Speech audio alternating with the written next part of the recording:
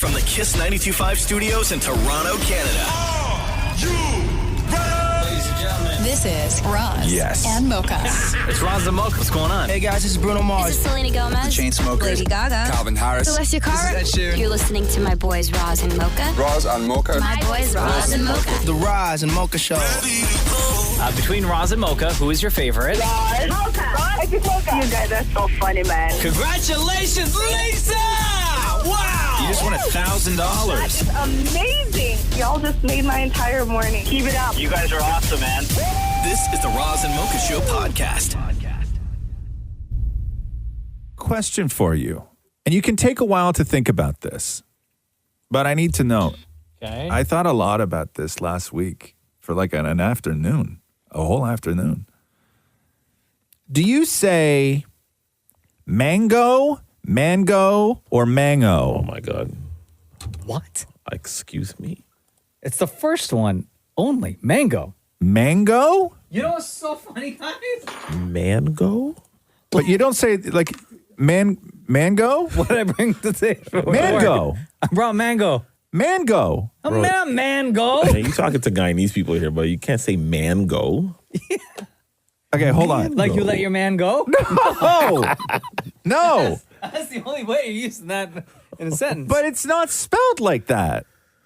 There's a lot of words that aren't spelled I the way know, but I think that I like. You feel like it's missing a G if you're saying mango? Yeah, it's not mango. Yeah, it is. You It's just not. said it right. It's mango. It's not mango. Roz, man, come on. Or I would even accept mango. Oh, absolutely not. That is the dumbest one I've ever disrespectful. heard. It's not disrespectful. It is. Yeah, that's beer stupidness. No. Yeah. What happened to you, boy? No, come on now. It's mango. Mango. Yeah, mang. Mango. Mang. Not mango. Okay. Mango. I in my own head. Okay. You're a Guyanese man. Like, you know. The disappointment coming. I'm just taking the card away. You listen, okay. In my own head, I had convinced myself that it was mango. No. If he don't treat you like you gotta. No! If he don't treat you right, you gotta let that man go. No. It's not that. No. Stop it. Take me seriously for 1 second, please. Okay?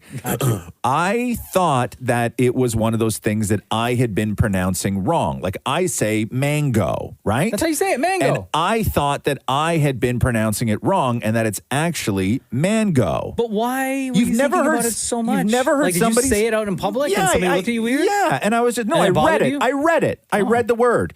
And then I just went back to it and back What, to it and you- back to it. What are you reading? Like I don't know. Like Mango news? I don't know. I wasn't reading. I wasn't catching up on my mango news. You jackass. That's not No. mango. But I had really thought that maybe this was something that I said wrong. We're and gonna that get to the bottom of this, it's Shem. really mango. mango. Let me see any mango. Are you news. sure nobody says mango? I'm so disappointed in you right now. No. Come on now. Are you sure nobody says mango? I don't know. I've never come across a single person on planet Earth in my 36 years of living That who ever says- says mango. What's the other way that you said? Mango. Oh, gosh. I can't even hear that. You've never heard What? Say it again? mango? Mango? Yeah. Were you reading the New York Times article from 2 days ago that said where the headline is "The mango is king of the Miami summer"? No. Was it that one? The what's king? Mango. No, the mango. I'm just saying. You're an idiot. Mango. The Roz and Mocha Show podcast. Today's the day. Wedding season. Today is the day. Roz getting married to Catherine. Yeah. I got my invite. Shem got his invite. A lot of people got invites. Very pretty, by the way. Damn it, Maurie has yet to receive his invite, has Right. to work his way into the wedding. Which I'm now starting to feel special about. Oh. Much like with your book last Yeah. year. Maurie had to work his way into your book, and he made it as a footnote. Yes. Which So- which Maury loved, by the way. Yes. And I Right. even have Margaret Atwood on tape reading it. Yes. Which he loved. So Damn it, Maurie has been trying his very best to earn his way into your wedding, Ross. And I haven't shown up at your house or anything. No, I know. Yet. You've been great. You've been great. Yet. You've been great. Yet. You've been great. Hey, man. One of the things Maurie did earlier this year While I was uh, awake is what you should have said at the end of that sentence. One of the things Maurie did was to pretend that he was like a photographer and had to call, and he went and called like a bunch of caterers. Yes. To say, hey, I'm this photographer for this wedding. I can't remember the venue or the date. Are you catering this wedding? I am baking a cake for an upcoming wedding, and I can't find the caterer information anywhere, and I'm hoping that it's you guys. If I give you the bride and groom name, can you help me out? Do you know when it is? It's upcoming. Okay. So what I can do is I can take a look at the system. Hi there. Is this the McEwen Catering? Yes, it is. Big fan. I am a wedding photographer, and our company is Film in the Blanks. And I'm photographing an upcoming wedding, and I believe you guys are the caterers. I just need to confirm that. If you could look up Roz and Catherine. Which day is it? It's coming up very soon. Oh, well, I need a date for Roz and Catherine. That's just random throwing out. I've got like so many things in the R-O-Z. They didn't give you a date? No, but what if I spell it? No, I actually need the date. Another attempt is he hit the streets to try to get people to sign a petition. Oh, that's hoping right. That's that with right. enough signatures to present to you, you would hand over an invitation. Oh my God. Okay. Hi. What's your name? Marana. Oh, I love that. I don't even know how to spell Marana, but I love it. It's like Miranda, but the D is hiding. All right, so we're, I guess, maybe approaching Roz's wedding, and I have to earn my way into the wedding, and I have a petition for the Friends of Maurie at the Roz's Wedding Foundation. Will you sign my petition to get me to go to the wedding? Why should you go? Like, do you even know him that well? So that was a big fail. Yeah, that was, by the way, yes, great hustle, man. Really great hustle. Maurie, in a last-ditch attempt, Roz, yeah, decided to call people who he knows you are very close with and would assume are invited to your wedding. Oh, damn. Okay. Including Scott McGilvery. Oh, no. Oh, no. From HGTV. Oh, no. And your former coworkers at ET Canada, Cheryl Hickey, and Sangeeta Patel. Oh, no. Hello? Oh, my goodness. Is this ET Canada's Sangeeta Patel? I have a question for you. What's up? Are you willing to ditch your date to Roz's wedding and bring me? How do you know I'm going to the wedding? I don't. Thank you, I mean, if I was going, my husband wants to go, Sam wants to go, and that says a lot because he really cares about Roz and Catherine and Roxy. So for him to go to a wedding, you see your husband. You see him every day. Yeah, I mean, you could call Sam and ask him. That would be awkward since I've never met the man or talked to him before. Damn. Hello. Hey, Mom, it's Maurie. Hi. How are you, Roz's mom? I'm fine. Hi, Maurie. How are you? I'm good. Okay, so are you willing to ditch your +1 and bring me? Oh, definitely not. Okay, well, it's not that funny. Now, if you'd asked me yesterday when we had decided that we already were going to spend X amount of dollars and put some clothes on hold for him, I might have said yes. We just spent too much money to have him go matchy-matchy with my dress. Hold on. So it's not because you love who you're bringing, it's because you put money down for clothes. Exactly, sweetie. Yes. Wouldn't it have been more fun to have me sitting next to you? Try someone else. Hello. Cheryl Hickey, it's Maurie. Oh, Maurie. How are you, buddy? All right, so I have to earn my way into Roz's wedding. Simple question. Are you willing to ditch your date and take me? You're asking me to ditch my husband. And who, by the way, is very attractive. Oh, you think so? Don't you? Oh, I like him, yeah. I think he's kind of cute. I'll tell him. He'll think that's really nice. Okay, you're asking me if I would ditch my husband and take you to Roz's wedding? Yes, as your +1. What are you wearing? Oh, my wedding suit. Oh my God. Kevin, he is the father of my children. Yes, so he should stay home with them. This is awful. Damn. Oh, my God, I have an idea. If I sit on Kevin's lap, it's one chair. The answer is no. Hi, is this Roz's brother, Richard? Yes. Hi, it's Dammit Maurie calling from the Roz and Mocha Show. How are you? I'm all right, thanks. Awesome. Yeah, I'm good. Question. Are you willing to ditch your date to Roz's wedding and bring me as your date? No. Well, give it some thought. I did. That's all I thought it took. Yeah, it's a flat out no. Good morning. Scott McGilvery. It's Damn It Maury. Damn it, Maury. How are you? I am good. How are you? I'm good, thank you. Scott, super quick question for you. Are you willing to ditch your date and take me to Roz's wedding? What? I don't think Sabrina's going to be too happy. She's excited for the wedding, so no. Let me ask you this then. Will you tell me where the wedding is? Will you let me know the venue? I can't remember. I don't. Right now, look at the piece of paper. Do you have the piece of paper? Do you have the e-vite? You know what? This is, I'm late. I'm late for the thing I'm supposed to be at. Brilliant. It's a good pal right there. Hello? Catherine, it's Damn It Maury of the Roz and Mocha Show. Hi, Maury. How's it going? I'm good. Oh, my God. Congratulations to the wedding that's upcoming. Thank you. I guess. Are you willing to ditch your date to the wedding and bring me instead? No. I'm hurt. Why not? Because my date is Roz. Yeah, but does he really want to even be there? He doesn't like weddings. No, he's going to like our wedding, that's for sure. Okay, but I mean, I'm like really fun when I'm drunk. Okay. I thought that by getting you to ditch Roz and bring me was earning my way in. I mean, what part of that is earning, though? By calling you. I've worked very hard to dial your number. Okay, yeah. You worked very hard to dial her number. I think what you're missing, Maury, is that I actually want Sabrina there. I actually want my sister-in-law there. I want Kevin there. I want the other Kevin there. And I want Sam there. And I, Maury...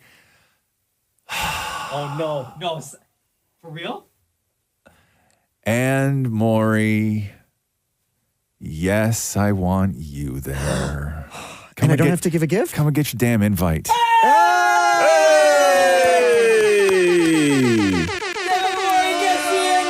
Come and get your damn invite, Look son. at that. Damn it, Maury worked his way into the wedding. Come and get your damn invite. No, I'm not going to hug you. You got to earn a hug. The Roz and Mocha Show podcast.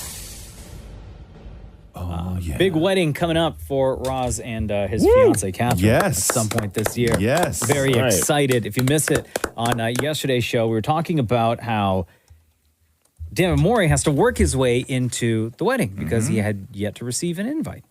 And he went through all sorts of measures, hit the streets, tried to get people to sign a petition, called all sorts of caterers to find out if anyone was catering or who was catering the wedding. And I didn't do anything sneaky. Like I didn't slip somebody a 20. No, you just sneakily called Roz's mom and asked her if she would dump her date, a.k.a. her husband. Yes. That's to have you be the plus one. Yeah. But by the end of it, he got the invite. He did, yeah. It's on my fridge at home. That invite has been sitting on my kitchen counter for months. It showed like there were stains on the I know. envelope. God, don't even get me started. I got yelled at yesterday because I didn't put it in a new envelope. Oh, really? Yeah. None of the old ball and chain, huh? Well, Catherine hated that I didn't give Maury the invite. Really? She's like, just do it already, for God's sake. Oh, yeah. Oh. She hated the whole thing. So Damn It Maury finally gets the invite, doesn't even open the invite on the show. Yeah, she thought I was a monster. Damn It Maury waited till he got back to the condo to present the envelope to Damn It Matthew. Yes. And he recorded the entire interaction. And you know, whenever Damn It Matthew gets caught off guard, he's furious. Yes. So here we go. Matthew. No, I'm doing work right now. No, I have to look at all the Emmy nominations and I need to see which ones are CTVs. Okay, but more important, speaking of nominations, would you like to open the envelope, please? For what?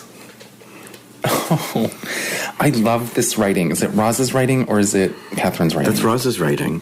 Do you know what this is? I like the way he does the M's. Do you know what this is? Not my writing. I know what this is. This is better than an invite to the royal wedding. Okay. It probably is. Are you going to open it? Shouldn't you be opening this? Oh, it's just a postcard. Okay. Roz and Catherine, this is cute. Oh, those are wildflowers. I thought they were sunflowers or daisies. I think they're wildflower. What does it say here? Look at this. Okay, please just wear something that makes you happy. Really? Wrangler jeans. No. Wrangler jeans make me comfortable. I'd rather you go bare-ass naked than bare-ass naked it is. No, you're not. Here's what we'll do. Wrangler jeans and my Tommy Mugler shirt. No, that thing looks like a smock or like a, what do you call it? A nurse outfit. It's fine. Wrangler jeans and soup can shirt. After 17 years together, XO. We've been together 16 years. Great friends, tacos, barbecue, and booze. Wow. Wait, do we have to RSVP? Yes, if we're Don't going. you think it's assumed? What? No, it's never assumed. I earned this. I'm not RSVP. Okay, wow. What are you going to wear? It's got to be something that makes you happy. So, girl, you best know I'm going to be looking fly. Except I might not do a dress shirt this time. I might not do a tie because, I mean... Wait, can I wear pajamas? You need to shave this beard off, too. Trim it. God. Damn. Trim it. How do you feel about being invited to... There's very few people going to this. Why are we going?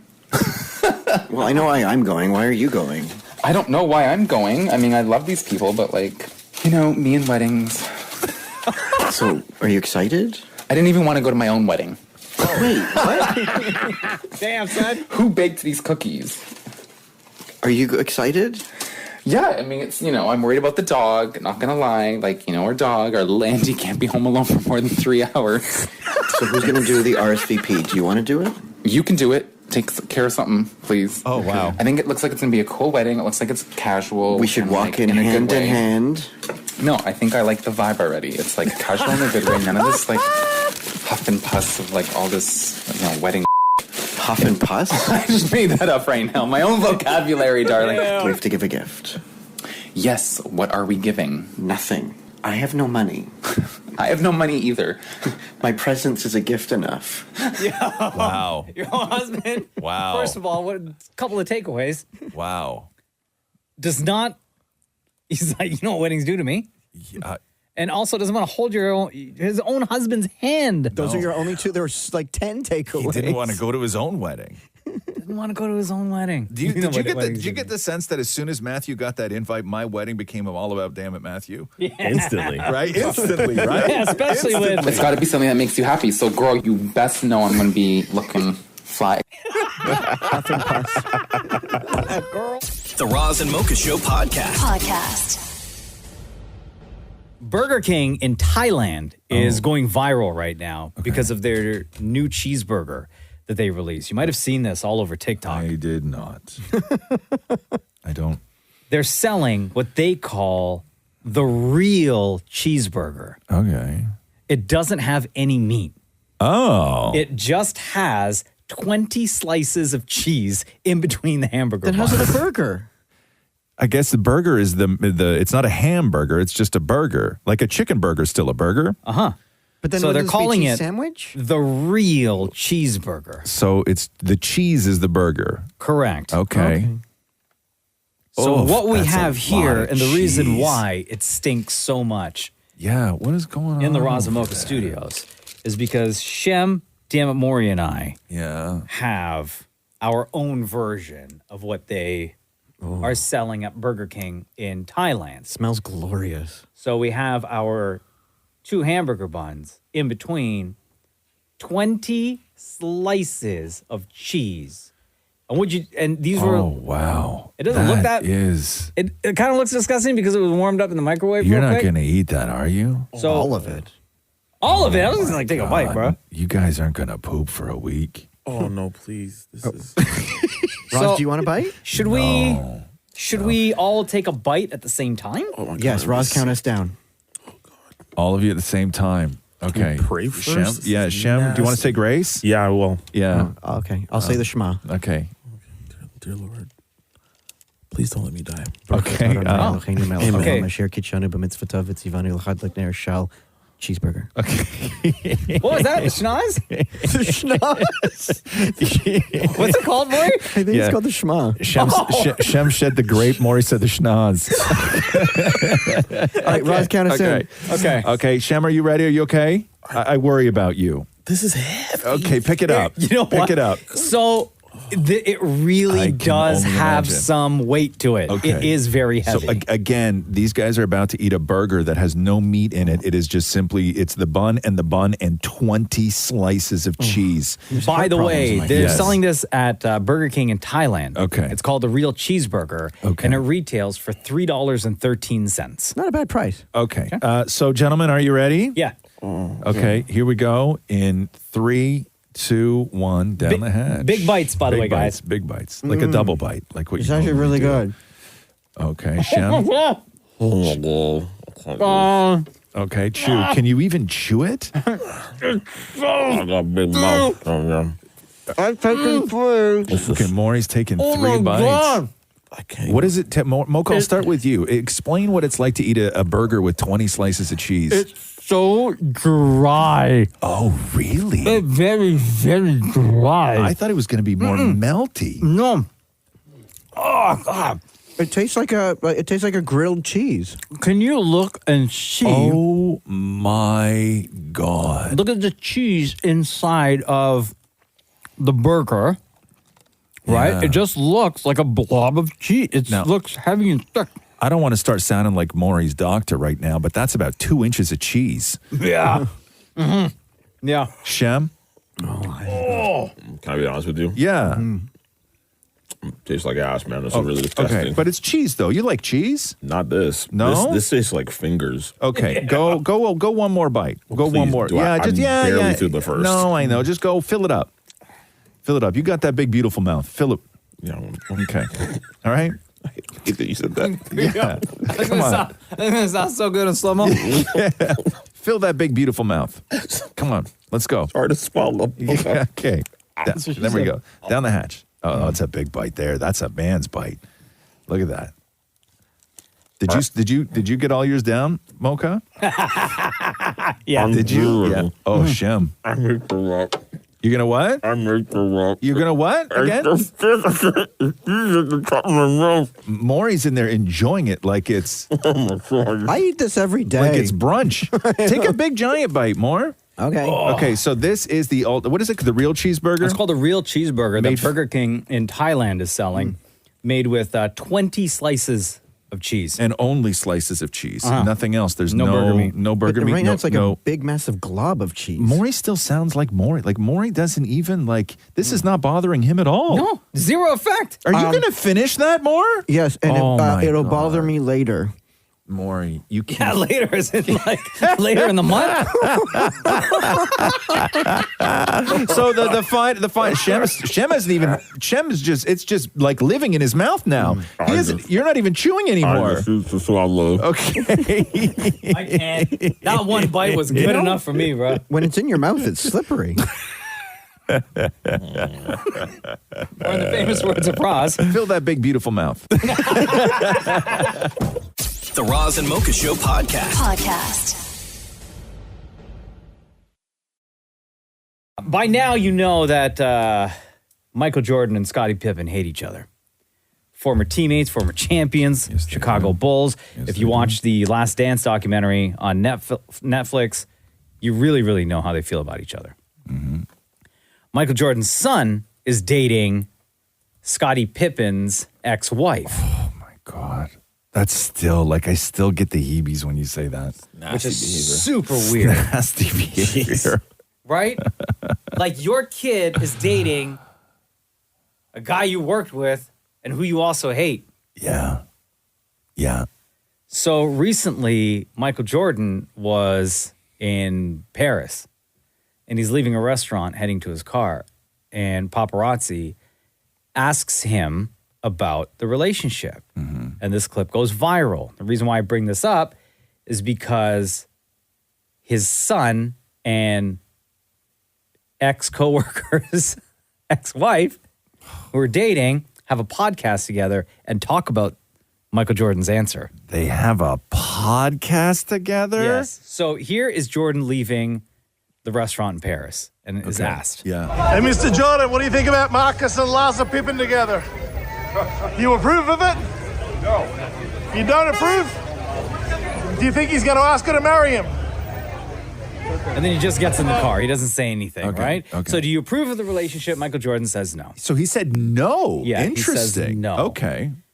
So Larsa Pippen and Marcus Jordan on their podcast called Separation Anxiety. Oh my God. Talked about that clip. Listen to this. Kind of felt like it went everywhere, and I was kind of like embarrassed. Yeah, I mean, I don't think that. Obviously, he thought of the timing. His goal has always been to, stay clear of our relationship. I think, look, at the root of it all, obviously, is my dad's relationship with your ex, Scotty. And so, obviously, we never talk about that. And I don't think that my dad wanted to comment on that. There's always that narrative, that the rumor that I'm dating you in some sort of way to get back at whatever was said. And so I think, if my dad comes out and says yes, he's fueling that narrative of, okay, whatever. But I think he said no, just in a joking way, knowing that, how Jordans play around. And so I thought it was funny from the jump, but obviously we had to talk about it and kind of iron some things work our through. way through that one. I guess how we found out about it, we were in bed and obviously my dad called and texted and then TMZ dropped the story. And so you knew it was going to go viral right away? No, I didn't. I kind of felt like, oh, okay, no one's going to pick this up because it was like whatever. Yeah. But it literally went everywhere. And I was kind of like, I think people started to think that online they were saying that I was lying, that I lied and said, our parents are fine, because I was doing interviews and I was literally saying like both of our families are fine. When I would say that, I felt like I didn't embellish that. I was like, they're fine. They want us to be happy. And I would always say that our parents both want us to be happy. And if we make each other happy, then it's great. Yeah. But I do understand that it's not awkward for us to be together because it's us, but it probably is awkward for my ex and your dad. For sure. Because they have their own like relationship or whatever it was. Yeah. I wasn't a part of that. You weren't a part of that. Exactly. So I feel like for them, it probably is weird. It probably is weird for your dad, and I can't be mad or like, I understand. I think the worst part of that whole clip is when he said, we found out about it when we were in bed. I'm sure if you listen to that podcast, they have so many stories like that, right? Like even just like anything, like, oh my God, did you watch And Just Like That last night? God, that show, I tell you, like we were sitting there curled up in bed. Like I bet every story, fueling the fire, arguing about like how much jam you're supposed to put on toast, like just coupley arguments. And everything just starts off with, man, last night, we got to settle this on the podcast now, because last night in bed, we were having, you know what I mean? Like everything is last night in bed. They talk a lot about sex on that podcast. Do they? Yeah, listen to a couple episodes. Of course. Like the procedural stuff of it? Their own experiences, yeah. Very open about it. Marcus Jordan and Larsa Pippen, by the way. Oh, my God. Marcus Jordan, the son of Michael Jordan. Yeah. Dating. Yeah. Larsa Pippen. Yeah. So the petty. ex-wife of Scottie Pippen. Yeah.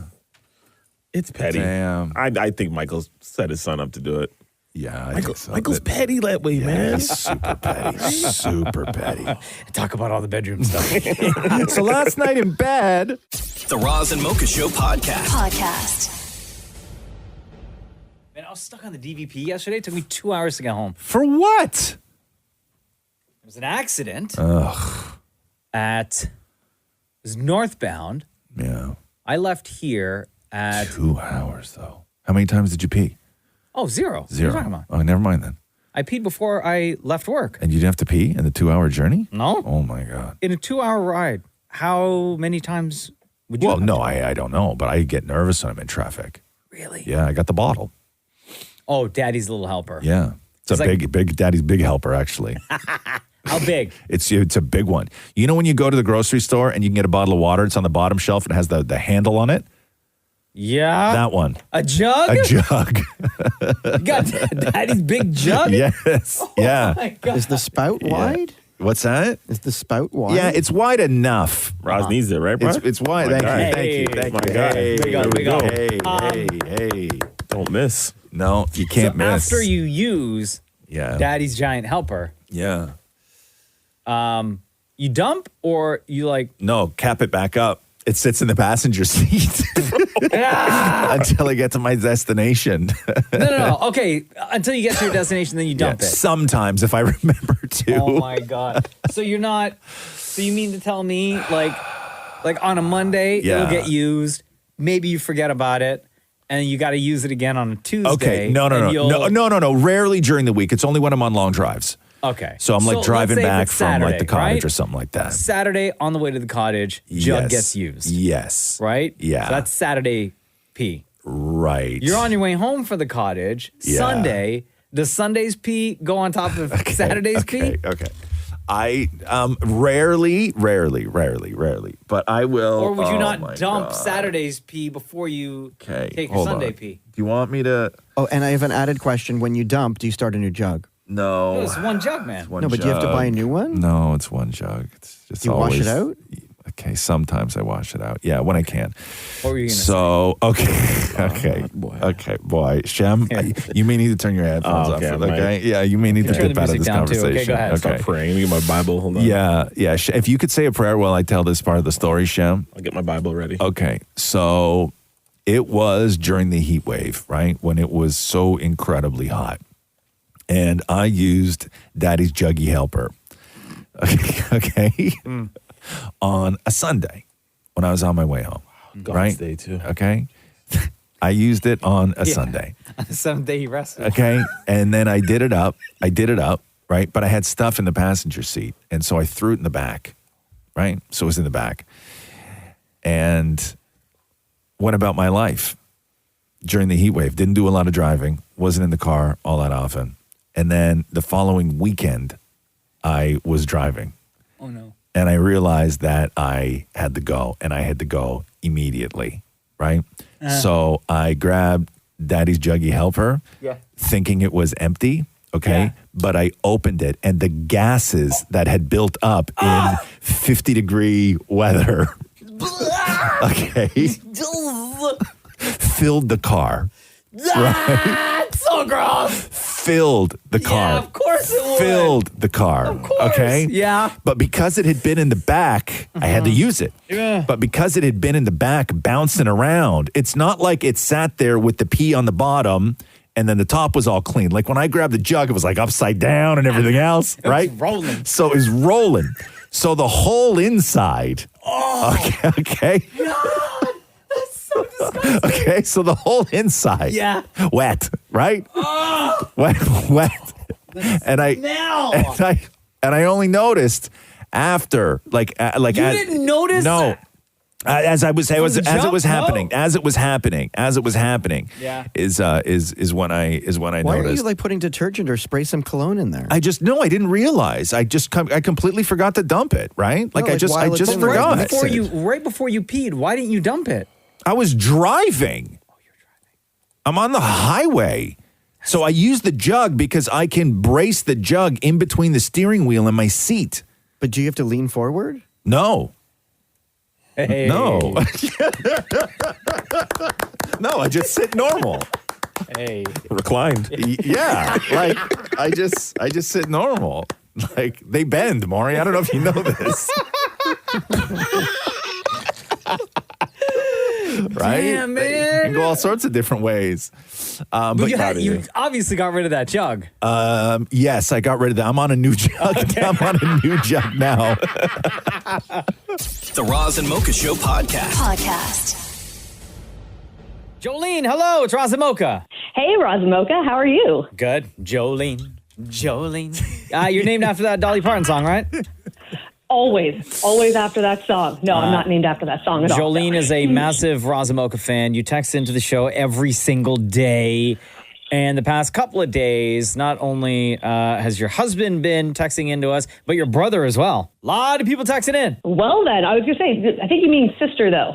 My sister, Jenny? Oh, maybe it was your sister then. Okay. But a lot of people were trying to get us to call you. And then you had to take matters into your own hand. I did. I kind of realized that I made a mistake in saying that it was the only thing that I wanted for my birthday, and that if it didn't happen, there would be no peace in my household at all today. Wow. So I might have Instagram messaged Roz last night, and then messaged Maurie this morning too, just to be on the safe side. Yeah. Okay, so explain to yes, I can cut for that, Maurie. Yes, 100%. Yes. Okay, so why was this so important to you to have on your birthday, and why would it have destroyed the household had it not happened? Just because I think everyone would have known how let down I would have been, because you guys have no idea how much you mean to me. I have been listening since day one. Roz, your daughter Roxy and my daughter Rachel are almost the exact same age. I was pregnant with Rachel the exact same time that Catherine was pregnant with Roxy. Everything that you guys have talked about, I've listened all through these years, but I didn't really text because I was kind of shy. And then just recently I kind of had enough, and I'm like, I've listened to you guys for 15 years and I feel like I know you and I want to start taking part. And so I did Hell of a Story, and I've done a slow-mo, and, I had a LCBO story where my husband was recognized right away when he walked in there. And so I just keep texting you guys, and you put a smile on my face every single day. You have no idea how much you mean to me. Oh, you have no idea what those words mean to us, Jolene. Well, thank you for calling me. You've made my entire day so much better. Man, we didn't even say, yo, Jolene, happy birthday. Yeah, I know, true. Yeah, happy birthday. Yeah. Yes. You know what, though? Singing the song made it even better, so that's perfect. Okay. So is there anything we can do for you for your birthday? Like, is there, I know you're on the show and you got your phone call, but is there anything we can do for you? Definitely. I would love a game of 5 and 7. It is my favorite game ever. What do you like about 5 and 7? Pretty much just watching Maurie fail and wheeze on, listening to, not watching. But just listening to Maurie struggle and wheeze and, just try and live through the game. Pretty much. That is, I think, all of our favorite parts of 5 and 7. Matthew gets that 24/7. Oh, no. Oh, my God. And then when Damn It Matthew's on the show, it's, the entire, the hockey games and all of that. It's the best. Jolene, you are a super fan. You have no idea how much we appreciate your support. How much we appreciate getting a chance to see your text coming in every single day, and more importantly, getting to celebrate your birthday with you today. Thank you so much, Mocha. I love you guys, and you have no idea. This has just made my birthday the best ever. Can I tell her a joke? Thank you so much. Do you want me to tell you a joke for your birthday? I can just about imagine what it might be, but go ahead, Maurie. Before you do that, I have a joke for you. What goes up but never goes down, Jolene? Come on, man. Maybe your age, could it be? Yeah, okay. Maurie, go ahead. Okay, what goes up but never goes down? Uh-huh. I have no idea. What is it, Maurie? Your age. Oh, my gosh, that's amazing. Jolene, before we let you go, between Roz and Mocha, who's your favorite? Roz. And I'm not giving you a reason. You asked me before, and I'm not doing it. Thank you, Jolene. Thank you. Much appreciated, All right, love. 5 and 7 just for you, just a few minutes away. Love you, Jolene. Happy birthday. Love you, too. Thank you, guys. The Roz and Mocha Show podcast. About that time, baby. This is 5 in 7. Welcome to 5 and 7. Everybody's favorite game, a Roz and Mocha original. Easiest game that we've ever done. Yes. We will ask Damn It Maurie to name 5 things. Maurie has 7 seconds to name those 5 things. Mocha will be the official judge and timekeeper. Feel free to play along at home or in your car. If you need both hands, go for it. We trust you. Maurie, are you ready? Always. Can I just mention real quick? That I'm scared, yes. No. Yes. But anytime Damn It Maurie gets a answer wrong, you hear this. Loser. If he gets one right, you hear this. Winner. I've never heard that. We have never in the history of 5 and 7 played this. Winner. Damn It Maurie. Aside from English, name 5 European languages. British. European. Israeli. Or the Hebrew. Russian. Loser. Sorry, what? Keep going. I'm just trying keep to going. picture Keep going. I'm trying to picture, well, not here. I'm trying to picture over there. Okay. Yeah. Okay, keep going. Brazilian. Nope, that's on this side. Literally, you could have said any language, like any languages. Polish, Portuguese. No, I guess, yeah, that's German, yeah. French, Hungarian. There's so many. Dutch. And they're all in Europe. Yes. Oh, specifically thinking about in Europe. Yes, that was the question. I know. Damn it, Maurie. Aside from shoes, name 5 things you wear on your feet. Socks, sandals, on your feet. Cream. Where on my feet? Loser. Booties. Hold on. Did you say cream? Yeah. Yo, you wear cream on your feet? Yo, Yeah, at night in my rubber I socks. would have given you socks, slippers, sandals, flippers. I would have given Booties. you. I mean, When they deliver the couch. Sure, yeah. How many couches you getting delivered to the condo? What kind of money you got? Damn it, Maury. Name 5 things that go up and down. Yo-yo, trampoline. What do you call that thing? The thing that you sit on the. Oh, okay. Loser. The what? Okay, When first you're of all, on one side and the other person on the other side. a seesaw? Yes. So first of all, trampolines don't go up and down. People go up and down on trampolines. You go up and down on, yeah. Would have given you an elevator. I would have even given you the sun if you said that. Escalator. Yeah, roller coaster. Yeah, for sure. My mood. All of those things. Damn it, Maury. Yeah. Name 5 things that usually require 2 hands to do.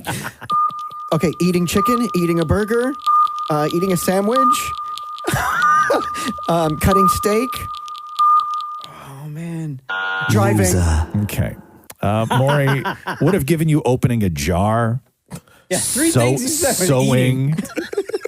Using a rolling pin, I would have given you. Washing dishes, I would have given you. Tying your shoes, I would have given you. Eating a sandwich is not something that usually requires 2 hands. Lifting somebody. Sure.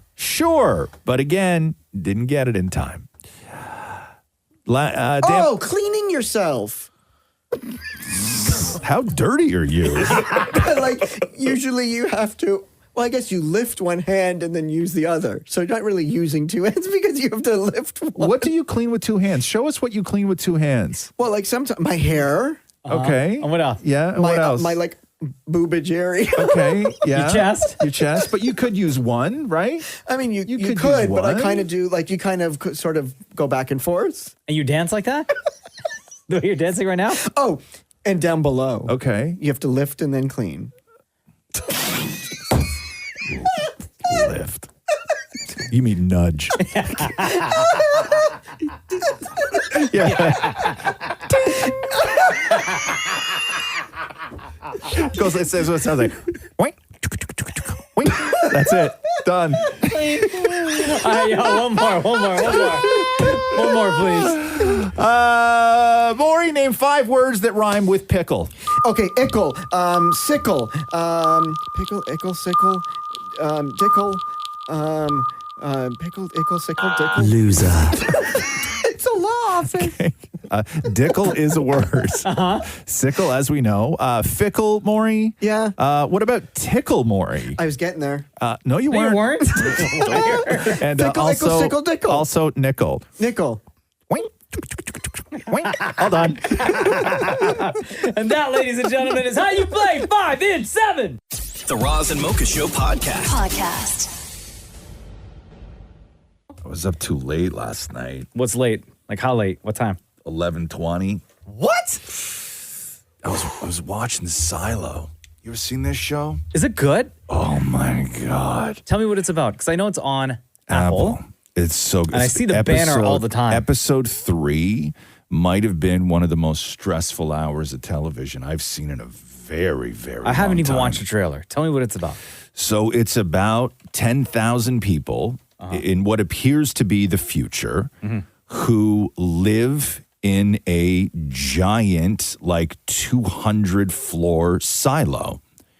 And they can't leave because the world outside is a dangerous place.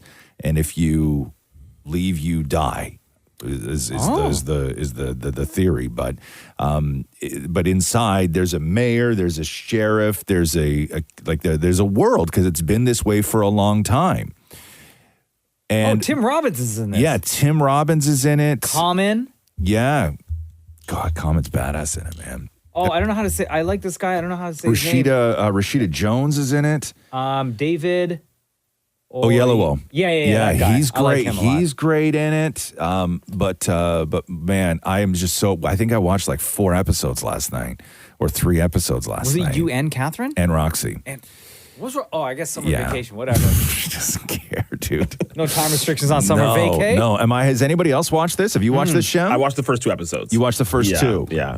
Fantastic. And I'm not really like a sci-fi guy. Like, I don't really care about that. But it's not really about the sci-fi. Not, exactly. Yeah. Because it's very not even at all sci-fi. Like, it's low. Like, it's lo-fi. It's almost Right. primitive in a way, right? Like, it's not sci-fi. Is it Like, drama? Is it action? Is it a little bit of everything? Yeah, both. Suspense? Yeah, both. Oh, Okay. it's drama, sci-fi, action, murder mystery, and yeah, like it's awesome. Like the show is crazy, crazy good. I am so obsessed with this guys, show. honestly, like y'all talk about all these TV shows and stuff. I just can't keep up. I really, really can't. No. It took me like forever to just watch the American Gladiator documentary. Yeah. Was that on Awesome? It was great. Bro. So much in that documentary. Like I remember the show and I watch episodes. Yeah. But like to the extent of how some of these episodes, like some of the games that they played, like I don't remember. Oh, you don't? No. Oh, yeah. I remember Joust and I remember what was it, Slam Ball or something like that? Yeah. Whatever it was. Do you don't remember where they shot the tennis balls with the air That gun one at people? I kind of remember. Yeah. And then there's certain things where I think I remember, but maybe The giant metal balls where they were inside them, like the hamster balls, and then they had to get them on the little platforms and stuff Sort like of. that. Yeah. Sort of. Yeah, I plowed through American Gladiators. So Silo's your show now. Yeah, Silo. That's the one. I haven't been this into a show in a very long time. Really? Like a very long time. Yeah. Yeah. The new episode of Hijack came out last night, and I didn't even watch that. I watched I watched another Silo. Yeah. That's good, Yeah. right? It's weird. So on Apple, they're now releasing episodes of shows, I believe on Tuesdays now. Whereas before, it used to be like a Wednesday. Or a Friday. Yeah. Right? It seems like all the streaming services kind of moved away from Fridays. But it's weird because it still says Wednesday. Like But if you click on Apple, like on Hijack, it says new episode coming Wednesday, but they actually drop it Tuesday. Tuesday night, actually. Yeah, like Tuesday That's so evening. weird. Yeah, it's super weird. It's super weird. Because Jen and I watch, what's that show? Platonic on Apple with Rose Byrne and Seth Rogen, right? Yeah. We like it. It's funny. I like the two of them together. Sure. They're hilarious together. And those episodes are supposed to come out on Wednesdays, but we've noticed like the past 2 weeks they've been out on Tuesdays. Yep. Yeah, that's what they do. So Silo's the new show, huh? Silo and Hijack we're flipping back and forth between, and it's too stressful. It's so, but like, oh my God, Silo is the show though. Yeah. It's so good. And Yeah, today you're extra tired. bro, I got 3 episodes left. The Roz and Mocha Show podcast. And Beyonce had the world going nuts. 2.5 hour performance each night, kicking off the North American leg of her Renaissance tour in Toronto at Scotiabank Arena, both Saturday and Sunday night. Say that again? A motorcade yesterday. You did? Yeah, police escort and 4 SUVs. Come on, really, huh? You have to for Beyonce. Are you kidding me? Oh, that's how you do it. Are you kidding me? You have to. People were going nuts. New York Times just released a massive article on how great the show was, and the costumes, and the set design, and of course Beyonce's dancing. And of course everyone inside the venue tweeting and TikToking and going on IG Live.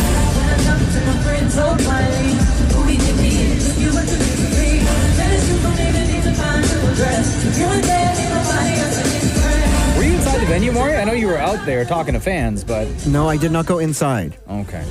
Did you see any of the concert goers, though? Like God, are you kidding me? The outfits, obviously? I loved how everyone got dressed up for this, Yeah. including my friend Ty, who flew in from LA, was like wearing this silver dress.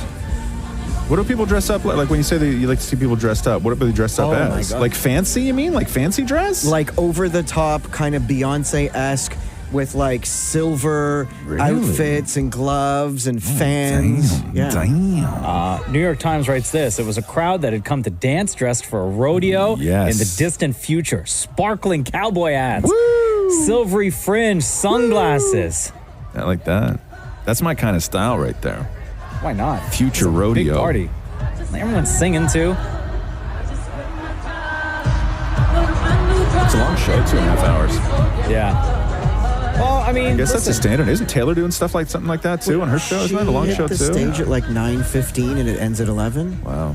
Yeah, because and what you'll hear from one of the concert goers is that at one point in the show, she goes through some of she sings songs from other artists who have inspired her. Gotcha. Right? I like when people do that. She does Madonna in Vogue. Oh, does she really? Yeah. Oh, that's great. So David Maurie hanging out outside the venue last night talking to Beyonce fans. Oh my gosh, it was so hot. She played all her old songs and her new stuff from Renaissance. Like, it was just super lit. Like, I had the best time ever. Like, it was like more like a spiritual experience. Like, I've been a fan of Beyonce all my life. Like, she's been around basically all my life. So like, this was literally just like spiritual experience for me, honestly. Like, I'm just so glad I came, honestly. What did this concert do for your life? This concert actually made my life. Beyonce was such a vision. She was a presence, a moment, and everything for me. So I appreciate her so much. First time I got to see Beyonce, that was amazing. We're from the Bahamas. We loved the show. It was excellent, tremendous, awesome. The show was everything, like everything. Across the floor. Like, it just snatched, period. The show is absolutely fantastic. She knows how to put on a f***ing show for her fans. All right, what did that show do for your life? It gave me life. That's what it did. I feel amazing. Go Beyonce, woo! What'd you think of the show? I loved it. It was my first concert. Yeah, and what was your favorite song? All of them. First of all, you look fabulous. 2.5 hours. What'd you think of the show? What was it serving for you? It served everything. It was phenomenal. She did it. So there were some songs that I've seen Beyonce, 4 or 5 times now, but there's some songs I'd never seen her perform before. So in the beginning of the show when she was doing just other songs from other artists, I always appreciate that because she gives a nod to other artists. And even though she is one of the best performers of our time, the fact that she recognizes Mary J., Tina Turner, all these other phenomenal artists that came before her, that always stands out to me for Beyonce. The show was amazing. It was the best concert I've ever been to in my life. Production was just out of this planet. Honestly, just I don't know, I just felt like I was watching a moment in history or something. Did she serve? Absolutely served 10 across the board. Mother gave everything and left no crumbs. It was absolutely amazing, breathtaking, otherworldly. It was insane. She was glowing. She was a vibe. It was just amazing. Yeah, grateful to be here. What did the show do for your life? Forever changed. That's how I'm supposed to be living. Because I'm also that girl. Tip on hardwood floors, 10 across the board. Give me face, y'all. Face card never decons, my God. Eat it. Yummy, make it, eat it. Wow. Beyonce. Wow. Yes. Serving up the fans. The Roz and Mocha Show podcast. Going on. God, yesterday felt so much like a Friday. My head was spinning. I didn't even know what to do. I was so unprepared for today. Oh. At what point did you realize it was Thursday yesterday? No, I realized it. I was just God, I was just living my life. I was Friday? Yeah, I was living my life like it was Friday. Yeah, I hear you. I had a drink way too early. Ooh, what's early? I don't know, 3 o'clock or something like that. Oh, that's not early. Yeah, I know. I thought you meant 10:30. No. AM. Oh, no, I had one of those. Would you have a mimosa? I had a mimosa. What? Hold on, wait. But you just said No, I had a drink. I'm joking. So you did or you did not? At No, I did 10:30? not. I did not. Oh. I had too much going on yesterday. Oh, okay. You could drink and work? Yeah, no judgment if you did. No, listen, believe me. Do I look like I care about being judged? Not for years. No. Sometimes I will, because sometimes I will, I find that if I just I don't know, crush a can of something and then go have a nap, it's like a glorious nap. It's really great. And then I wake up and I just don't have anything for a while. But yeah, sometimes I like that. Sometimes I like just one, right? Sometimes I like just one. I drink it fast and then I get a little buzz and then I just I cruise the morning or have a nap or I get too sleepy. Yeah, There's been a couple of times where Jen and I would go out for lunch. Yeah. And I would have a drink. Yeah. Not like a beer. I'm talking like a drink. Like an old fashioned. Oh, like a whiskey. jeez. Yeah. Okay. Right? Yeah. Like this is like before the meal, and then you eat a heavy meal. At lunch? At lunch? Yeah, no. The rest of the day is No. destroyed. Yeah, your body's like bedtime now. Yeah. Right? Yeah, especially if I have work to do.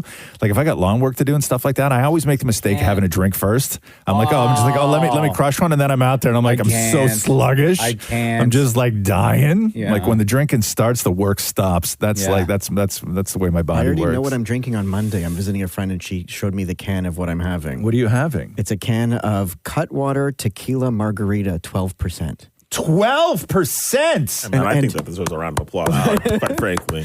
So she posted this. I shared it, and people messaged going, "That stuff is deadly." What is it? And she got me a Golden Girls cup to pour it in. Oh. So it's tequila margarita by something called Cutwater, and apparently it's deadly. And I'm planning on having two. Planning on. Oh, right. this You stuff. can have one sip and fall on your She face. put in the itinerary that we're going to be in a hot tub for 6 hours. Hold on here. I know. It's so weird. Maurie's going to see a friend next week, and she sent him an itinerary, and he just showed it to me. Like the itinerary is like literally hot tub for 6 hours. I would die if I was in a hot tub for 6 hours. With my Cutwater margarita? Yeah. So Cutwater margarita. Hold on here. What info you found? I've seen these. I've seen these things. Yeah? Yeah. It's 12%'s a lot, right? It's 12.5. Nah, that's nothing. Because the stuff Mocha drinks is like 40%. Yeah, but That's this why is, this, oh, Maury, Maury. it's easy stuff. You could chug one and be A-okay. Oh, I'm bringing my microphone. This is going to be good. Put it this way, more like a can of cider kind of thing, like what I drink. It's like 5%. It's like 5%. Yeah. I even sometimes go for the 4.5%.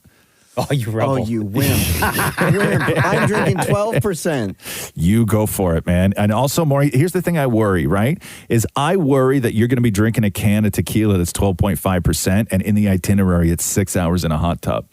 Like, you better wear, like, floaties on your arms. Water wings. I'm worried more. Now I'm worried. Now I'm really worried. Yeah, Rod's gonna have to babysit you. That is not a good combo, man. Oh, I can't wait. Not a good combo. The Roz and Mocha Show podcast.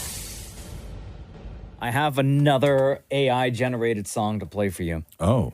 So we already know that the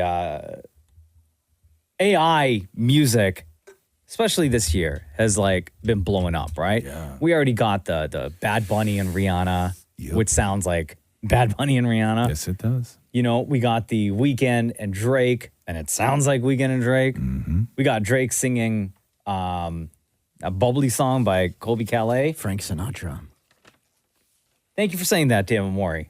The Frank Sinatra, Lil Jon, Get Low remix is the AI kind of like the bar has been set for unconventional, like you would never in a million years think you would hear this voice with this song, right? This is like probably the best one. It's maximizing the tech. Right. Yes.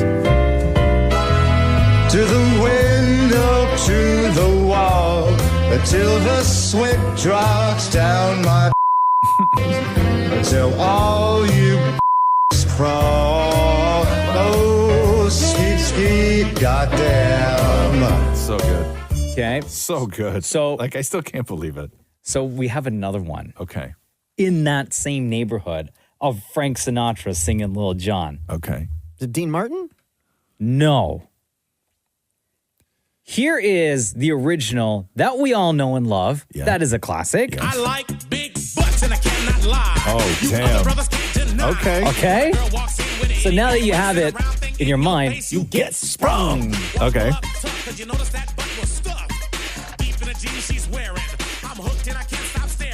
Okay. Yes. Love so it. the AI version of this is Baby Got Back by Elvis Presley. Oh my God.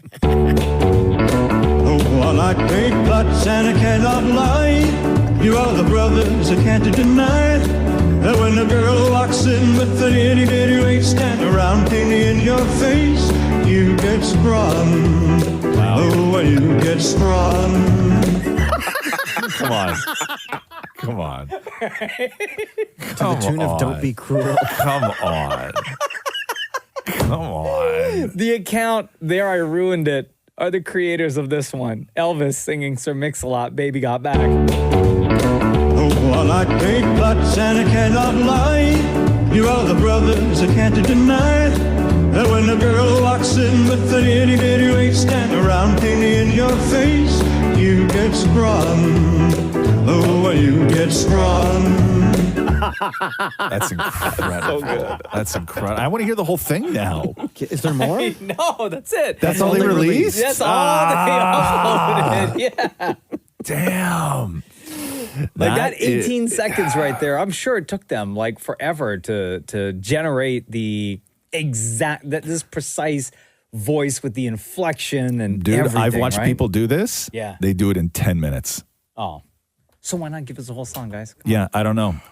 And it may have taken longer because what it relies on, why these things are great is that the person who's singing it is really good. Okay, gotcha. Right? So there's a human being, another voice that sings this. So they get the Elvis backing track, and then the producer of the song sings it. Right? So he sings it with the inflection and everything, and then he replaces his voice with the Elvis's. I thought they just type out what they need and it does it. No. So that's why some of these are better than others, right? Yeah. So the really, really good ones are actually done by really, really good singers and producers. So what's better then? Elvis, Baby Got Back. Oh, well, I take plots and I cannot lie.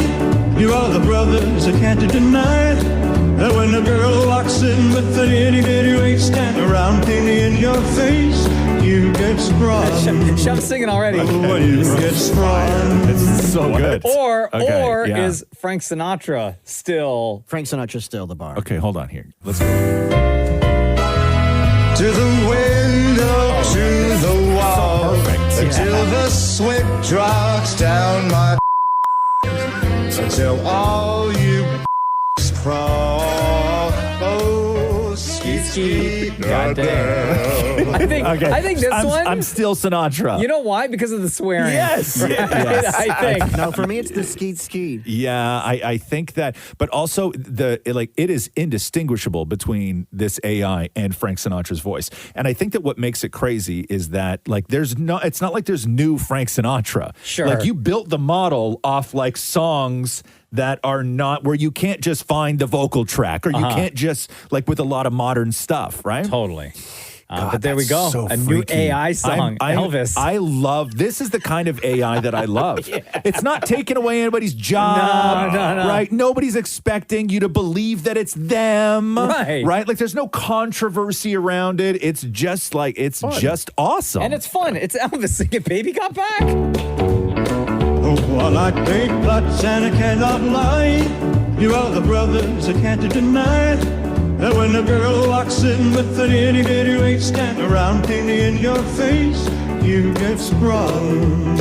Oh, you get sprung. So good.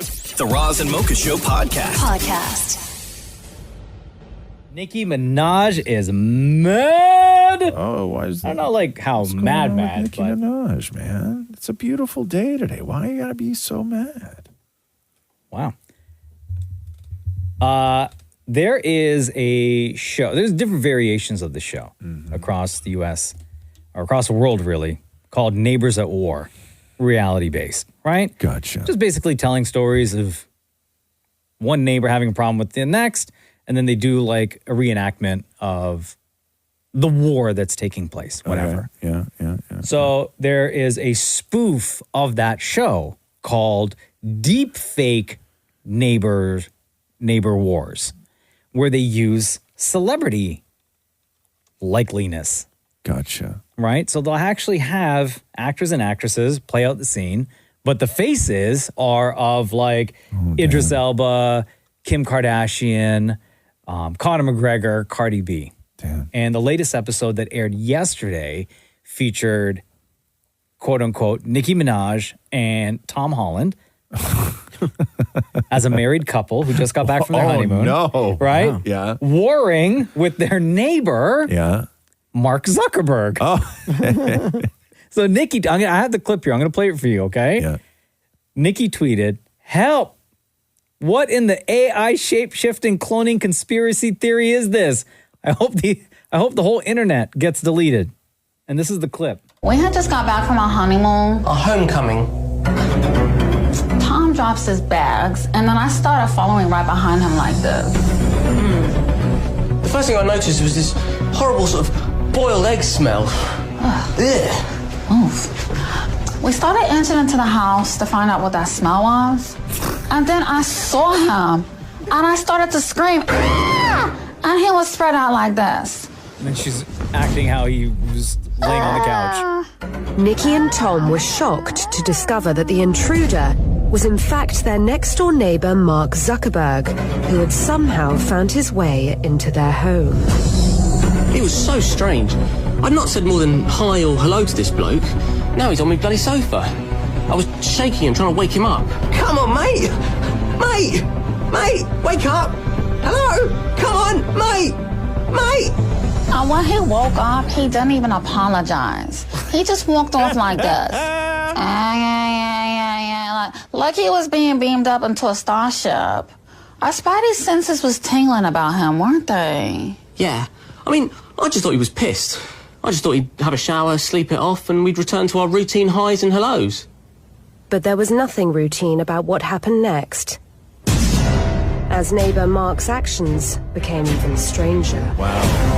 And the AI that they have for Nicki Minaj, Tom Holland, and Mark Zuckerberg, like it really does. So- like the deep fake really does look like So it's to look like them, but the voices are other. Like it's not AI voices. It might be. But whoever did that voice for Nicki Minaj is amazing. There's a new show. You seen this new show on Netflix? It's not in English. It's dubbed, but it is one of those dating shows where couples go on and they. It's a reality show. Yes, and then they split off. Right? I guess it's like couples at like a breaking point or whatever it is, Yeah. and then they split off, and then so the preview is a guy watching his girl in a pool making out with another guy, right? But the hook of the show is when they show you the video of what your partner is doing, you don't know if it's them actually doing it or if it's AI of them making out with somebody. It's called deepfake love. I know. Thank I know you. what you're talking Deepfake about. love. Thank you. It's like Temptation Island. Damn. The Roz and Mocha Show podcast. Roz and Mocha's Fix My Life. What advice can you guys give me? Okay, so my question is. Got a problem you can't fix? Roz and Mocha got you. You Danny, hello, it's Roz and Mocha. Hi, Roz. Hi, Mocha. How are you? I am stressed. Why? Pretty much. My wedding is in a couple days, and one of our groomsmen, his girlfriend, sent me a message and asked me if I can send her a picture of what my bridesmaids are going to wear because her boyfriend wants her to match him. I was taken aback by that, and I sent my groomsman a message and told him, listen, I think you're out of line for asking her to wear a dress that's very similar to my bridesmaids because we only have 2 groomsmen and 2 bridesmaids, and that would mess up the flow of everything. And come to find out that was wrong, and he didn't feel that way, but he was really upset by my messages, and now his girlfriend is saying she's not going to come to my wedding events, and he's saying he doesn't think that he can come either. So she was trying to match him, not trying to weasel her way in or give the impression that she's a bridesmaid. She just wanted to match her date. Right. And Okay. it just so happens it's the same color as the bridesmaids' dresses. Yeah. So is your concern that people, like other guests, are going to think that she's a part of the wedding party? That's my concern because Why is that a concern? because it's a specific color that the bridesmaids are wearing, and she asked for a picture. But why is that a concern? It's a concern because she also is like really close to us, but at the same time, I never asked her to be a bridesmaid. And I feel like there should have been a conversation first about what colors were appropriate. for her to wear. You Danny, you're not answering the question. Why is it a concern? Because she's not a bridesmaid. You have a problem with somebody showing up in bridesmaids' colors if they're not a bridesmaid. Correct. How many people are going to be at the wedding? 250. Okay. She's going to get lost in the mix. No one's going to notice. No one's going to put two and two together. I don't think you should let this ruin your day. On the flip side, if they feel so offended by this conversation, they don't want to be at the wedding, I would just like cut ties. Cool. No problem. See ya. No, I think you're being wildly unreasonable. I think on both sides you're wrong with this situation. I don't. There's a right and a wrong. You're wrong. Okay. You've gone way too far into this wedding world. Way too far. Like, you are so far from being a rational person right now that you don't even understand why you're saying the things you're saying. Well, all I said was that I didn't want her to match the bridesmaids. That's it. But you're not answering the question. Why is it a problem if she matches the bridesmaids, if she sews up in the same color? Because we have 2 and 2 on both sides, and I wouldn't want it to be 3 and 2, and that's No, she's not standing up there with you. She's going to be sitting with everybody else. Why is it a problem to you if she shows up wearing a color similar to the bridesmaids? Because she hasn't been with him for that long, and I feel like there should be some sort of respect thing there because we've been friends for so long, so I feel like there should have been like a conversation. Do you like this woman? I do. I even got a corsage for her for the reception, and because she meant so much to us. You are worried. Hold on, you're treating her as a bridesmaid then? No, I never asked her to be a bridesmaid. My bridesmaids have their own dresses and their own bouquets. Okay. But I want her to feel included because she has come to all of our meetings and stuff like that. And your bridesmaids meetings? Yeah, like our kind of like our family wedding meetings. Okay, so you're treating her like a bridesmaid without having her be a bridesmaid. That's wrong too. She hasn't been with him for that long.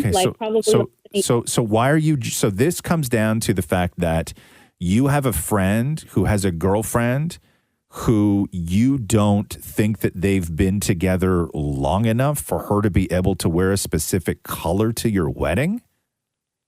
Yes. That is crazy. Okay. Now, when it comes to weddings and drama, is this something that you are willing to throw a friendship away that you've had with this guy for 10 years? No, and I told him that my choice of words were wrong, and I do apologize for it. And that's when he said, cool, can she wear the dress? And you said? No, he said he was still stuck on what I said, and he's still upset about it. Yeah, I would be too, because you're being weird and irrational. And you sound like somebody who's willing to throw away a 10-year friendship over the color of a dress. what if this girl said, okay, cool, I won't wear that color, but I'm going to wear a white dress? Actually, he did say that I stopped her from wearing white, even though I'm wearing a white dress. Okay, yeah, I think that you are far too willing to throw away a friendship over the color of a dress. I'm not. Because you don't think they've been together long enough. You're like, I understand like weddings are stressful and stuff like this, but you're like not just gatekeeping, like you're gatekeeping all over the place, which is fine because you're the bride. But I think that you need a little rationality in your attitude. I understand. And I told him I'm sorry. And I told him, like, I value our friendship and I don't want this to get in the way of that. Sounds like it already did, though. Yeah. Because he doesn't want to go to the wedding now. Yeah. Yeah. So I would just say, hey, listen, I'm sorry. Just wear whatever makes you happy. Well, at this point, she said that she's not coming. Okay. And he said that listen, nobody wants to go to a place where they're not wanted. And that's how you've made them feel. That's true. So problem solved. You need to focus on you and the wedding and go and have your day the best way you can. And you got to put this behind you. You're right. Yeah. Okay. All right, you, Danny. All right. All right, love. Aren't weddings fun? Love you, girl. Take care. Thanks. Roz and Mocha's Fix My Life on Kiss. Have you watched The Outlaws yet on Netflix? No. That's pretty funny. It's on my list. I know. It's pretty funny. I know. I love everyone in it. Adam DeVine, Nina Dobrev, Ellen Barkin, and Pierce Brosnan. Ellen Barkin coming back, huh? Yeah. She's dynamite. great. God. Ellen Barkin has done she's been vicious in things that she's done, man. Do you remember her character in Modern Family? She was the other real estate agent. Yes. That, had it in for Phil. Yes. They would always battle. Yes. No, Ellen Barkin is like, she was next level, like bombshell. Like she just had this thing. She had her eyes and her face and the way she spoke. She was so unique in her sort of class of actors when she was at her peak. I love Ellen Barkin. So in this movie, Adam DeVine and Nina Dobrev are engaged. Okay. And Yay, congrats. Adam DeVine had never met Nina Dobrev's parents. Oh, it's one of these? Yeah. Okay. And the parents were like off, traveling the world and like doing all sorts of humanitarian work. Yeah. Pierce Brosnan and Ellen Barkin are the parents. And then all of a sudden they announce that they're able to come back and visit and be a part of the wedding, which is a big shock to everyone. And Adam DeVine's character is a bank manager, and his bank gets robbed, and he suspects it's his new in-laws. Oh, this isn't a spoiler; it's all in the trailer. Okay. Spoiler alert. Okay. You deserve something better than that pasty little goober. Dad, just give him a chance. Well, what does a bank manager do? I manage all the security. It's the best. Let's just pray we have a nice, chill day. This is a robbery! I think your parents robbed my bank. You can't be serious. They knew the voice activation code to get in the vault, which I'm pretty sure I told your mom about when I was wasted. She left me roses by the stairs. Thank you for your cooperation, Owen. Wow. So it's actually a really funny movie. Okay. So David Maurie had a chance to talk to Adam DeVine and Nina Dobrev, and in a few minutes into the movie, very early on in the movie, there is a scene where Adam DeVine kisses Pierce Brosnan. Oh. Now, Adam, when we first meet your in-laws in the movie, you get a big hello kiss from Pierce Brosnan. I think I speak for everyone on Earth when I want to find out, is Pierce a good kisser with soft lips? We need to know. I don't remember his lips being particularly hard. So, yeah, I'll give him a good kisser. The past is a good kisser. Weirdly, I've kissed a lot of my male co-stars. And weirdly, Yeah. you kissed him a lot. Yeah. Like, I kept yelling. I kept being, another take! We gotta get this right! Another one, run it back! I'm not even talking about just that, though. During rehearsal, because we did, like, rehearsals before, off camera. And there was, like, one version of the script where, like, Pierce comes in and kisses you, and then Ellen also comes in and kisses you, and we kept on, like, rehearsing it, and then on the day we were like, it's funnier if Ellen doesn't want to kiss me. Yeah. And that's what made the movie. Yeah. I think I'd like to now make a movie with you, Adam, because I guess then I get to kiss you. Hey. There you go. It doesn't even, it just needs to be a Kiss FM interview. Yeah. There, put your lips to the screen. Very on brand. Oh, wow, cute. Got you. Sounds like he doesn't want to. Is it true? I read that this movie could have been made 7 years ago. You wrote it down in a book, and then I guess lost the notebook, and then cried at a baseball game when Pierce signed on. What happened? So Evan Turner and Ben Zazov wrote the movie, and they pitched me this idea like at the tail end of Workaholics, and they came into my office, they pitched me the idea. I'm like, that's a genius idea. I want to make this movie. And then I got so busy with other things, I wrote it down in a notebook, totally lost the notebook, and then was looking through an old notebook a few years ago and found it again and called them up, was like, what happened to this movie? Thinking like, for sure, John Cena's attached or someone else. And for sure, John Cena's playing the Owen role. And they were like, we didn't do anything with it. And I loved the idea, so I worked with them on the script. And then we took it to Netflix, sold it there, took it to Happy Madison, Adam Sandler's company. They loved it. And then off to the races. Wow. And that's it. That's the story incredible. of the movie The Outlaws. That's incredible. Which is out on Netflix, starring Adam DeVine, Nina Dobrev, Ellen Barkin, and Pierce Brosnan. The Roz and Mocha Show podcast. All right, celebrations right across the city for the upcoming Pride Parade on Sunday, Roz. Not only will Kiss 92.5 be in the parade, we're going to have a big float there. David Maurie's going to be out there. Shem's going to be out there. DJ Climax, all representing the Roz and Mocha Show and Kiss. But also, Toronto's largest 2S LGBTQIA+ choir, just celebrating their 30th year together.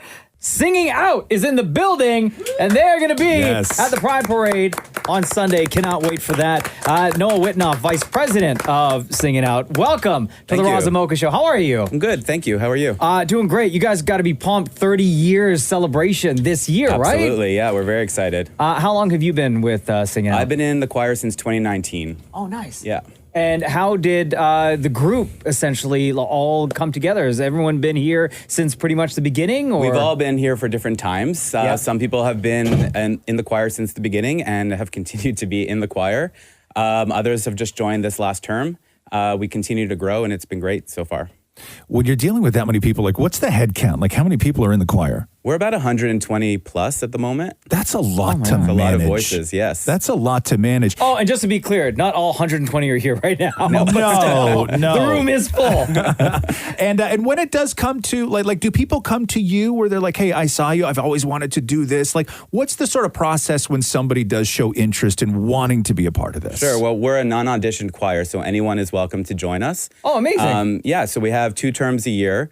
And you can find us online at singingout.com to see when we start our registration, and then you just show up and come sing with us. And it's always a lot to ask with people's time, right? So it has to be fun. I mean, there has to be an atmosphere that you like to build where people do enjoy, coming to it because it's volunteer, right? Absolutely. Yeah. So let's talk about that vibe that you sort of create. Yeah, we like to foster a fun environment for sure. We rehearse every Tuesday, so we are serious about the singing. We like to perfect our music, but we like to have fun as well. We have socials where we go out after rehearsal and we, hang out and have some drinks together and have some bites.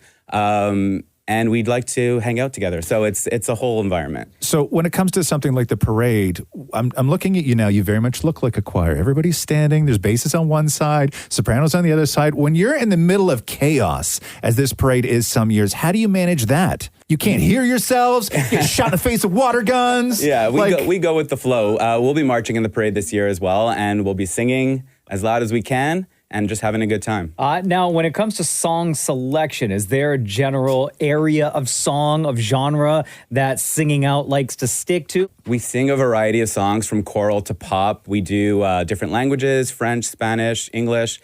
So we're kind of we do a lot, but we try to have a lot of fun with the music and keep it energetic. Okay, and you have a bunch of folks from the choir here today, and you are going to be performing for us as well. Absolutely. What song? Do we know what song we're going to we're singing Dua Lipa's Levitating. Oh, wow. Beautiful. Is this like a fan favorite as well? Absolutely. Oh, amazing. Good. All right, ladies and gentlemen, Singing Out on the Roz and Mocha Show. I believe that you're for me, I feel it in our energy, I see it straight up in the stars. Making the whatever, so let's do it now and never, baby, nothing's ever too far. Glitter in the sky, glitter in our eyes, shining just the way we like. I feel like we're forever every time we get together, but whatever, let's get lost on Mars. You want me, I want you, baby, my sugar boo, I'm levitating, the Milky Way, we're renegading, yeah. I got you, moonlight, you're my starlight, I need you. All night, come on, dance with me. I'm levitating. You can fly away with me tonight. You can fly away with me tonight. You can fly away with me. Yeah. You want me? I want you, baby. My sugar boo. I'm levitating. The Milky Way. We're renegading. Yeah. I got you. Moonlight. You're my starlight. I need you. All night. Come on, dance with me. I'm levitating. You can fly away with me tonight. You can fly away with me tonight. You can fly away with me. Yeah. I got you. Moonlight, you're my starlight. I need you. All night. Come on, dance with me. I'm levitating. Happy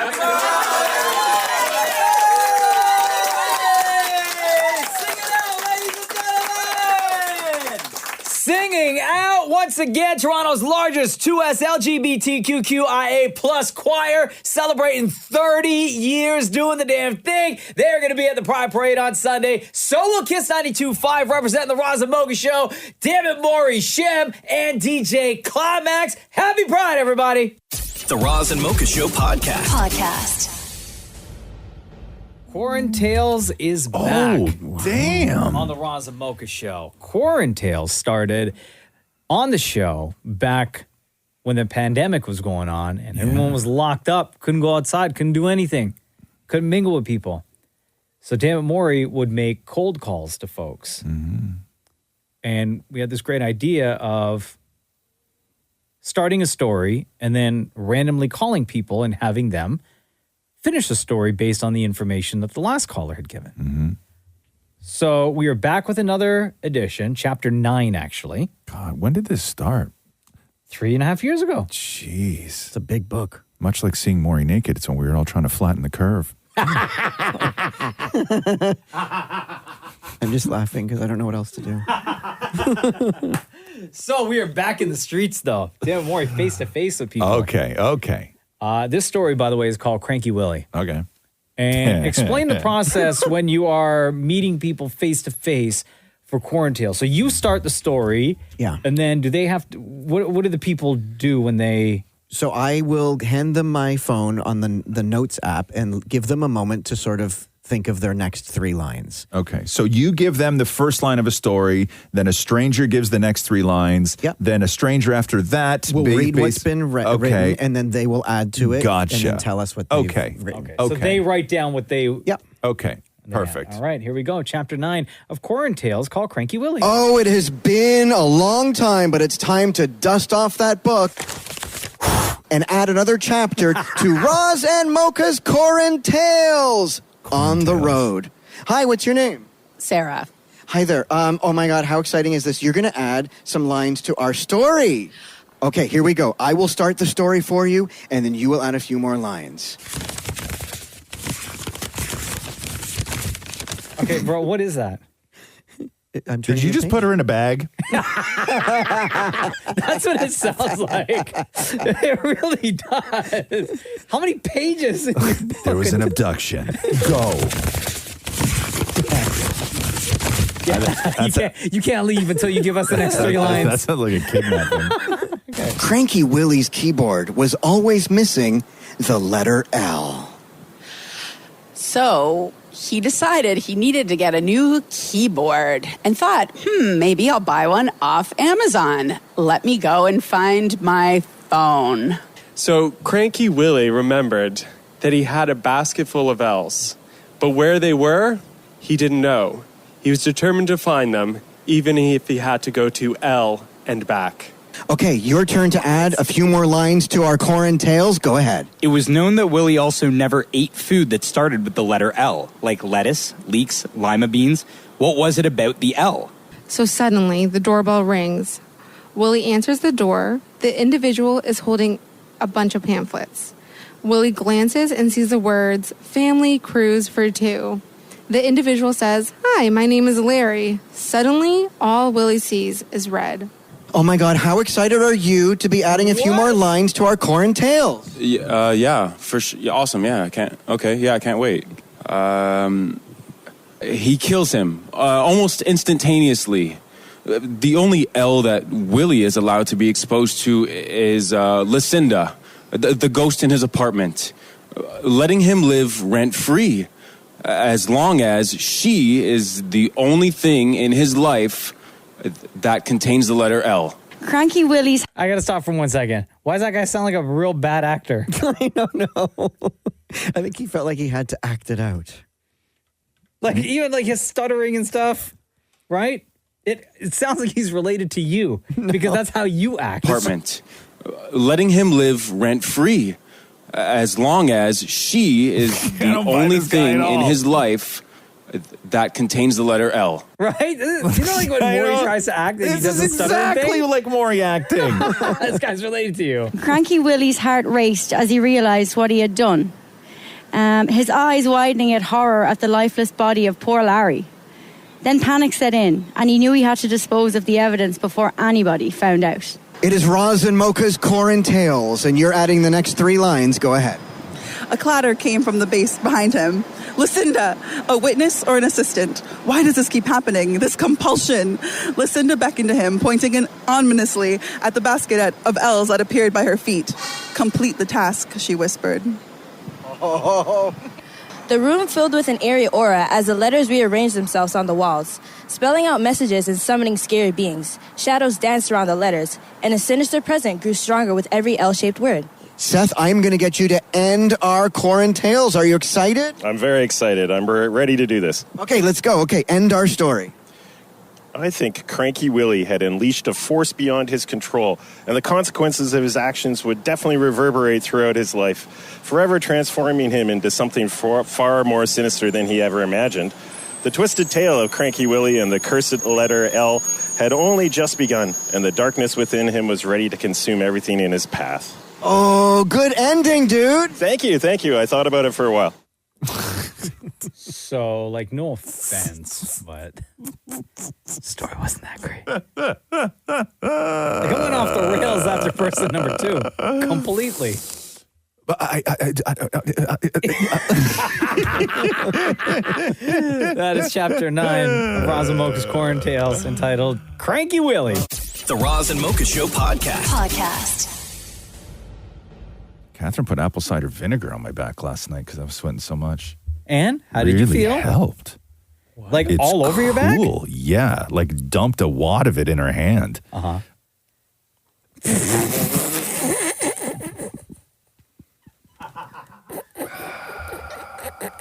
No, you wish you never said that. Okay. And then rubbed it all over my back. And it really cooled me down. And I didn't know it did that. Right? Yeah. So Like all over your back? all over my back, from the back of my neck down to like where my pants are. Uh-huh. I just bent forward and put my head on the coffee table, and she just in the living room, the family room? in the living room. Not like you didn't lay down in the bed? No. We weren't in bed yet. And she just, she felt how hot I was. Yeah. And then lifted up my shirt and then like bent me over. But did she did you even question?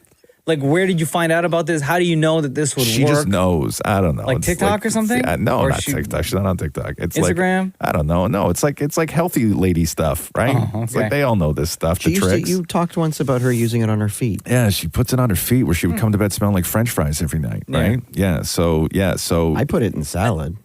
And then yeah, do you- it's nice and cool. It has a cooling effect, apparently. I had no idea. And then are you sitting there with no shirt on, or No, you put I your shirt back on? She just wrenches the shirt up like crudely over the back of my head. Yeah. Kind of thing, like I'm being kidnapped, where it's like covering my eyes, Yeah, right? Right. And then bends me over, right? So like I'm sitting on the couch, but I lean forward, and so my forehead is hitting the coffee table, Yeah. right? Like I'm completely bent over, belly hanging down, and everything else. It's a whole sight. Yeah. And then she just like dumps it all over me, and then rubs it in, and I felt great afterwards. Does she lick her fingers after? Yeah, what did she do after? Nothing. Good I think question. she Did just she got- like No. get up and wash her hands or anything? Yeah, I think she would. She's a hand washer. I'm not a hand washer, so I imagine she Yeah, it goes shows. and washes her hand. What else does she rub on your back? Did you consent to this? It was just that. I don't know. Consent is a weird thing when we're in a long-term relationship. Yeah, you just like, You know what I mean? You just do. Yeah, like I don't like. There's like You trust. There's a line, right? Like there's precedent. You rely more on precedent in a long-term relationship than you do on consent, right? Precedent is what matters. So if at one point your partner saw a whitehead on your face that you allowed them to squeeze, every other time they see one, they can squeeze it without permission. So it's grandfathered Right? in. Yes, yes. Precedent is what matters in a long-term relationship. So she has rubbed stuff on my back before. So therefore, anytime she feels me and I'm like hot or I'm whatever, or she finds a bump back there, who knows what's going on? Yeah. Precedent says Something's she getting can- squeezed. Something's Yes. getting robbed. Yeah. So what does your back smell like now? Yes. As long as it's been squeezed or rubbed once, you can squeeze it and rub it all you want.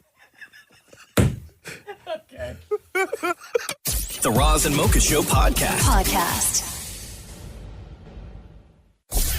Roz and Mocha's Fix My Life. What advice can you guys give me? Okay, so my question is... Got a problem you can't fix? Roz and Mocha got you. Amanda, hello, it's Roz and Mocha. Hello, hi, how are you? Good, how are you? I'm good, thanks. What's going on with you? Honestly, I feel like I'm losing my sister over an ex. Oh, you wrote a sis, Amanda. Hey, Roz and Mocha, Fix My Life. My sister and I shared an incredibly close bond, and last year she went through a tough breakup with her boyfriend of 4 years who cheated on her. Damn. During that time, both my boyfriend and I were there to support her, and it brought our family even closer. Recently, though, her ex-boyfriend reached out to her after breaking up with the girl he cheated on my sister with, asking for forgiveness. Although my sister is a loving and caring person, I find myself getting extremely angry as she starts talking to him again. I've expressed my concerns, but it feels like I'm losing my best friend and sister to this person who hurt her. I'm torn between letting it go and being happy for my sister or continuing to give her the cold shoulder because of this situation. So, what does your sister say to you when you ask why she's letting this guy back into her life?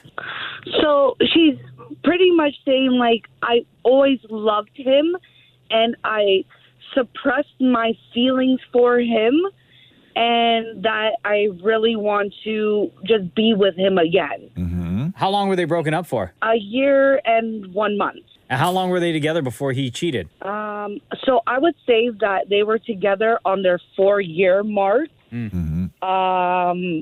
So he pretty much cheated on her in February, and they broke up in April. When somebody gets cheated on, there is shame and embarrassment and all that other stuff that's associated with it, right? And it sucks when you get cheated on. And so she went through all of that. And she felt judged, even though everybody was there to support her. You can't not feel judged when you're the one who got cheated on, right? So she's had it way worse than you, right? And you know that. But I would say it's not really your place, even though she probably made the mistake of spending a year talking awful things about this guy. And now she wants to just sort of erase all of that. And you're like, well, maybe you can erase your feelings towards him, but I can't erase my feeling towards him. And that's only going to take time. But the thing that I would say to you is there have been times in your lives where your sister wanted to take a chance and you let her, you supported her through taking a shot at something, right? Yes. And that's all this is. It's just her taking a shot. I think she's got to do things her way. And then if she comes to you for advice or support, the only thing you can be there is the only thing you can do at that point is just be there for her. Yeah. It was so easier said than done, Of course it is. It's like, because the guy is so, he makes me so angry, and he has, face tattoos, and I don't even know how I'm going to go hang out with somebody who has face tattoos, you know? So you just, so this isn't so much about that. You just never approved of this guy. He was normal in the beginning of their relationship. Okay. Normal how? He didn't have face tattoos back then? Yeah. Oh, okay. So you don't like the guy's face tattoos? Okay, but so even if they were still together, you don't like this guy for your sister? No. Okay, so that's what this is. This isn't the fact that he cheated and then she took him back. You've just never liked this guy. I guess you're right. And yeah. you were so happy that he was finally out of her life, but maybe she was miserable. You're right, and I never really thought of that. Again, when you get cheated on, there's shame and there's embarrassment, and she's willing to risk that again because she loves this guy. And the conversation you can have with her is, please be careful. You're my sister. I love you. I know what you went through the last time, but if this is a risk that you are willing to take, I will support you. That doesn't necessarily change my feelings about him. I think that you can be honest about that. But she got to live her life, and she's going to do it the way she wants. Yeah. Yeah. Yep. But you just never liked this guy. You never liked this guy. What's the, so don't try and frame this conversation with her that make it about the fact that he cheated, because that's only convenient for you. Yeah. I'm curious to know, what is the face tattoo of? And where is it? It's on the two sides of his eyes. It's on his skull. I don't even know what it is. It's so dark. Okay. It's a design, or is it like a thing?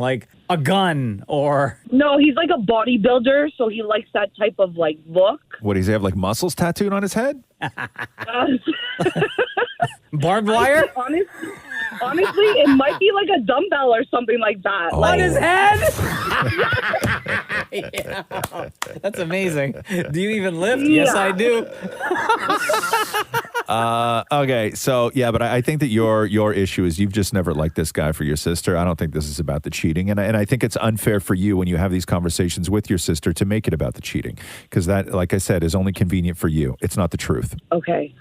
Leave it alone, Amanda. Thank you. Okay. Thank you so much. All right, I appreciate your help. Gotcha. Take care. Thanks for listening to the Roz and Mocha Show podcast. Catch the guys live Weekday mornings from 6 to 10 on Kiss 92.5. KISS925.com. Or download the Kiss 92.5 app.